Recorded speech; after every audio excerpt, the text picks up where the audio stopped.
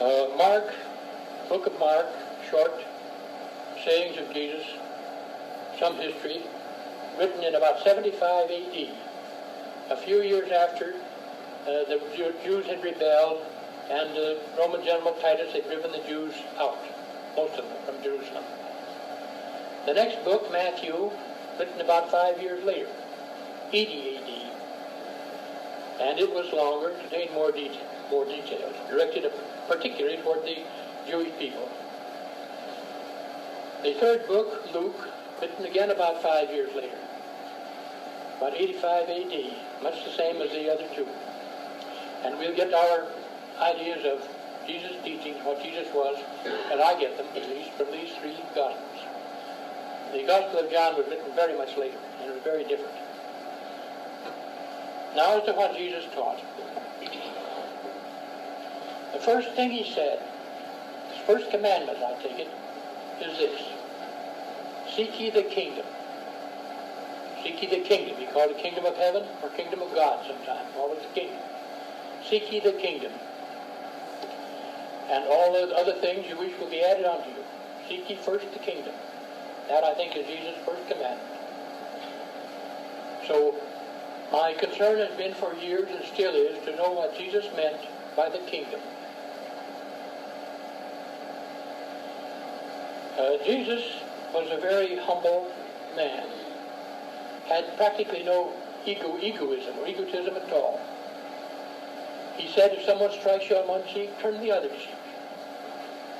If someone asks you to carry a burden a mile, go with him 2 miles. Don't go to war with anyone. His idea was humility.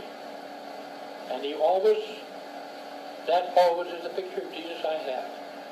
He said of himself, why callest thou me good? Why do you call me good? No one is good but the Father who is in heaven. But Jesus thought of himself, as I see it. He said some things about the kingdom that have come down through us. I'm sure he taught much more, and the Gospels say, one Gospel says that he did teach much more that's not recorded, very much more. But what has come down to us about the kingdom? A number of things.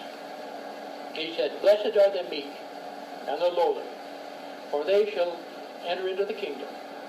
He said, a rich man,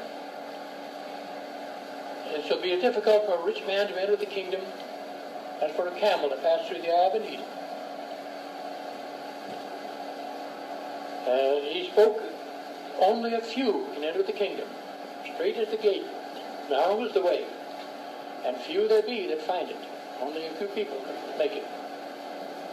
He told 40 parables that are recorded in the 3 Gospels, stories about the value of the kingdom, how wonderful it was, how it was worth forsaking everything else in life to gain it, how few would find it. These parables constitute one of his principal works about the kingdom. The most significant thing to me about these things, about the kingdom, is, and he said, why do you say look low here and low there? The kingdom is within you. There's some dispute about this, of course. That's the translation of the James Version, and when other claims are made for the meaning of the kingdom, they try to change that translation, in my opinion. But I hold that is the correct. Jesus said, lo, the kingdom is within you. He said one more thing about the kingdom, very interesting. Quoted in all 3 Gospels. I've heard it many times, thought about it many times. I never heard a sermon preached on it, which I would love to hear. He said, there are standing among you now some who will see the kingdom before they die. Now, from all of this I get, first, the kingdom can be reached before death. It's not a condition after death. Jesus said that in the 3 Gospels. Another is that the kingdom, as I see it, cannot be the church. There was no church when Jesus taught. There was no church for many years afterwards. From the 3 Gospels, he did not try to establish a church. It was only teaching of the kingdom. And that is my firm belief that the kingdom, Jesus did not mean membership in a church, which anybody can join, which is open to the rich as well as the poor. Nothing like the kingdom that Jesus described as I see it. Not the church, and it's not afterlife necessarily. So with this background, I studied and thought a great deal. What is the kingdom? Seek ye the kingdom first. Kept that in my mind always. And it was years before I found what the kingdom is, in my opinion. Following Jesus came Paul, one of the great men of history, wonderfully endowed, a wonderful man, about maybe a little younger than Jesus, about his age. Born in Tarsus, Jewish parents, but through his parentage was a city, members of the city, been granted Roman citizenship. He was a Roman citizen. He was very well educated. In Jerusalem, he was a student of the famous Pharisee rabbi, Gamaliel. And he wrote of himself, I was a Pharisee of the Pharisees. Very religious. He undoubtedly knew of the Gnostics and of Zoroaster. The Gnostics particularly, because it comes out in what he wrote, what he said. Jesus, of course, considered in his first contact with the Christians, the Hellenistic Christians, they were enemies of these Pharisee beliefs, and he persecuted them. He tried to drive them out. He was successful in having their very well educated, very respected leader, Stephen, stoned to death. And he persecuted them. Paul wrote the first books, the first books, oldest books in the New Testament are the writings of Paul. The first one of these was his writing to the Galatians, in which he tells himself of his early history of his first contact with the Christians. It's not like the story that we have in Acts that we hear so much. It has nothing about. Acts was written 50 years after this. It tells about Jesus' conversion and on the road to Damascus and so on.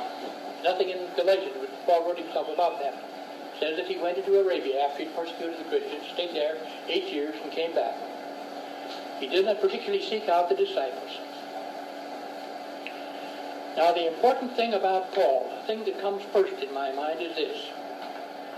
Paul never saw Jesus. Paul never heard Jesus speak. Paul never had much contact with his disciples. And from his writings, Paul knew very little about what Jesus taught. Nothing of his parables are in Paul. Nothing of the teachings of the kingdom. Paul saw the kingdom of what he was trying to do in terms of his church to establish. But Paul saw a vision of Jesus. And it was that vision that he established his preachings on, because it doesn't fit the teachings that Jesus gave us in the three Gospels. This vision of Jesus. Jesus was quite a different person in this vision. He was a godlike, man-God, supernatural. He was called a God because Paul said Jesus was greater than Caesar, and Caesar had been declared a God by the Roman Senate. So this vision of Jesus that Paul saw was the basis of what he spent his life teaching. He was a great organizer, and particularly a great speaker and a master of rhetoric. Some of his writings are the most beautiful things we have in the language. Beautiful words about his vision of Jesus. And they come down to us. He traveled around the Roman Empire, spent his life teaching this vision that he saw, and teaching of his vision of Jesus. He died for it. He was executed by the Roman Emperor Nero in the year 66 A.D., 9 years before the first gospel was written. Paul never read any gospels about Jesus. There were none written when he lived. Paul was a great, great man, had a great effect on history.